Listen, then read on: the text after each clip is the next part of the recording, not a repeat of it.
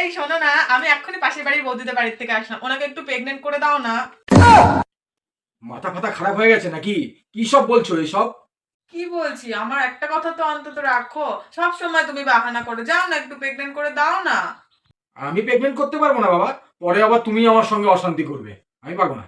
আমিই তো তোমাকে বলছি, আমি কিসের জন্য আবার তোমার সাথে অশান্তি করবে? দাও তো, এখনই দাও করে। ওনার বর বাড়িতে নেই। আরে ওনার বরের সাথে তোমার কি সম্পর্ক? তুমি 10,000 টাকা দিয়ে প্রেগনেন্ট করে দাও, ব্যাস। আমি 10,000 টাকা দিতে পারবো না, আমি এমনিই যাচ্ছি। আরে কোথায় যাচ্ছ তুমি? ফোন থেকে প্রেগনেন্ট করে দাও না। আরে ফোন থেকে আবার কি করে প্রেগনেন্ট করব? আরে তোমার হাতে ওটা কি গো? আরে এই কুর্তিটাই তো মোদি থেকে কিনলাম, এর জন্যই তো 10,000 টাকা প্রেগনেন্ট করতে বলছি তোমাকে। ওরে গেরে, ওটা পেমেন্ট পেমেন্ট, প্রেগনেন্ট নয়, পেমেন্ট। হ্যাঁ হ্যাঁ হ্যাঁ, ওটাই ওটাই পেমেন্ট। হ্যাঁ ওই তো পেমেন্ট। তুমি কিভাবে খুশি হচ্ছিলে তো?